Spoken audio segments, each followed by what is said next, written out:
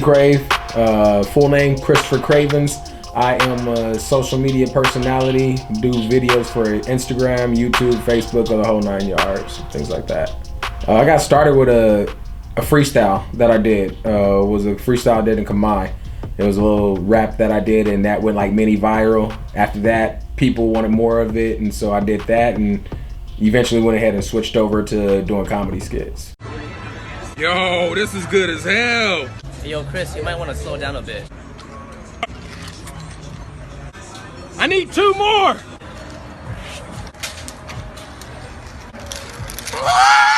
Oh man! Yo, bro, you good? I gotta go.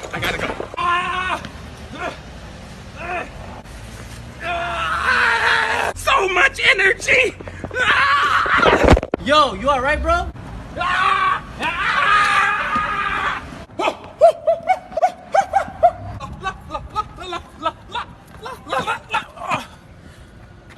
I'm not feeling so good. There must be some side effect.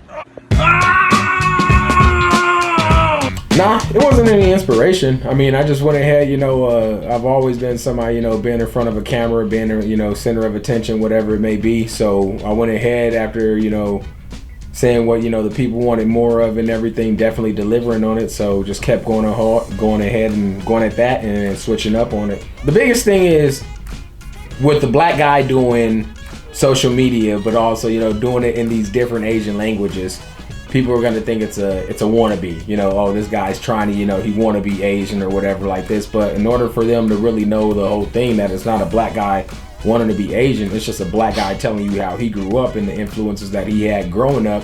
I grew up around nothing but Asians, so it's just me being myself. But people gonna say what they're gonna say.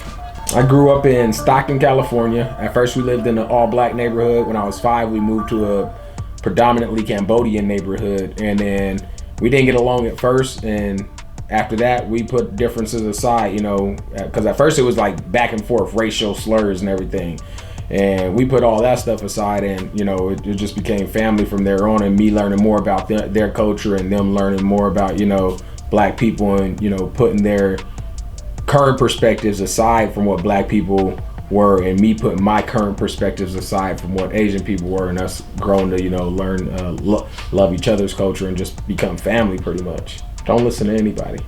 Put all the negative stuff aside, because no matter what you do, there's gonna be somebody that doesn't like it. I mean, there's gonna be somebody with something negative to say.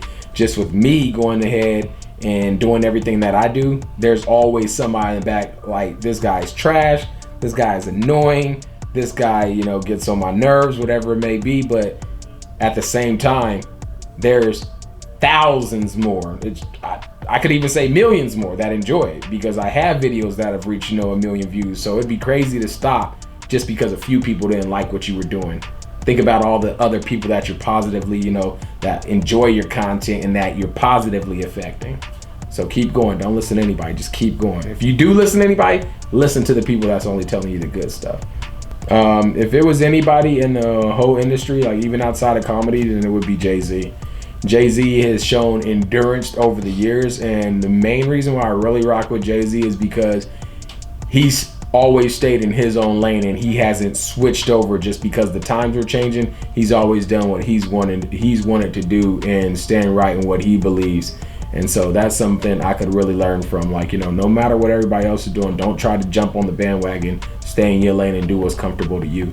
Yeah, I mean, it was definitely just growing up and, it being new to, people within the Asian community, of a black person being, walking in their house all of a sudden, like, but I'm good friends, I've become friends with the kids. And, at first it was like, it really was like, oh, Kamau, Kom Luit in Khmer, that's, like, oh, he's gonna, the black guy's gonna steal and everything. So, and like, but after a while, like, they saw that, this is he's a respectful kid, picking up their traditions, just the, Chamlapsul, doing the proper greetings and everything formal. So it's like, all right, he's a respectable kid. And, it definitely changed their perspectives of what a young black man was and what black people, that, okay, maybe not all black people are like this. Once it started coming to the dating thing, yeah, black guy dating, they're Vietnamese, they're Cambodian, you know, Filipino daughter, whatever it may be. They felt a certain way about it, but just the person I am, and, you know, just being respectable and giving that respect to everybody, it sort of took that away. So I can definitely say, like, just what I try to do in general, and even with the skits and everything, is more so to show people that to have an open mind and say, like, yo, don't let this be your perspective of what an entire culture are just because the few things that you've seen or the way you've seen other people acting. Like, go based off of, like, what, you know, get to know everybody. And I don't think you should ever just judge an entire group of people just the action off the actions of few. But over the years, you know, I can definitely say that my actions and just the interactions I've had with, you know, my friends, girlfriends and stuff like that, it made their parents and also brothers or sisters look at, you know, be able to look at it through that perspective. Like, okay, maybe we got this wrong. Appropriation. That's a word that's come up a lot lately. And, you know, just it goes back to touch on, you know, oh, is it this black guy, you know, wanting to be Asian? But I think it should what a lot of people fail to see is that, you know, why can't it just be people appreciating another culture, and, you know, also going ahead and taking things that they, you know, enjoy from that culture and, you know, appreciating and putting those on display for other people. One of the biggest things I always say on my social media is, like, you know, the more we learn about each other, the better. You know, the more we learn, you know, let's break all that, you know, the more we learn about each other, the better, you know, we come together and everything like that, just learning more about one another. And it's not about appropriating, it's about, you know, going ahead and spreading this comedy and spreading and putting it in a form where others can understand. Others might, you know, go ahead and be more curious about it. It's funny words, big word, a lot of small minds throw around.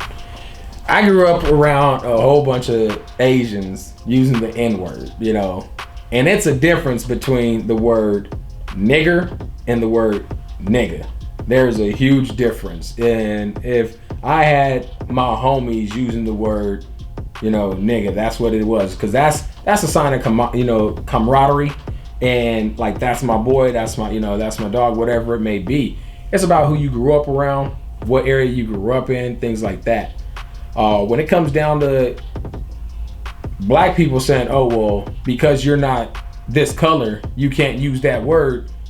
What's their argument for when Oprah or one of the elder blacks that had crosses burned on their lawn and actually, you know, saw their, you know, had a grandmother or grandfather or, you know, or grandfather possibly even hung from a tree, you know, due to that word. And then when somebody like that tells somebody and out, you know, a young black like myself, you shouldn't be using the word nigga because of this, we would have no argument for that. We can't and tell them, oh no, it's cool because we use it this way. And then, you know, for us to be a hypocrite to that person, and then after that go tell somebody you can't use it that way, even though, you know, it's stupid. It's no logic to it to say that someone like this, you know, if somebody's using it in a racial, in a racial way towards you, in a degrading manner towards you.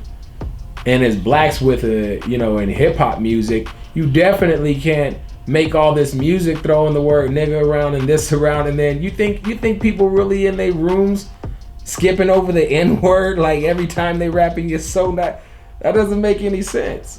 Tell them to stop buying your music, see how much you want, and then see who starts turning it around. You know, like, if that's the case, tell them don't buy your music if you're gonna use the N-word. Then we see who's really for it and who's not.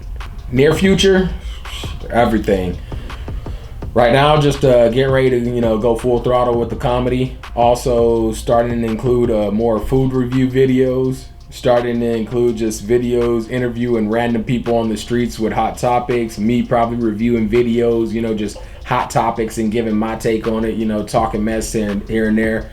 And more travel, you know, in the coming years, definitely more travel. That's what I plan to go ahead and do. But I want to go full throttle with this, you know, casting calls for TV shows, movies, and just take this all the way. We got a good, you know, momentum going with us right now. A lot of people supporting it and everything. So just going full throttle with it and making it.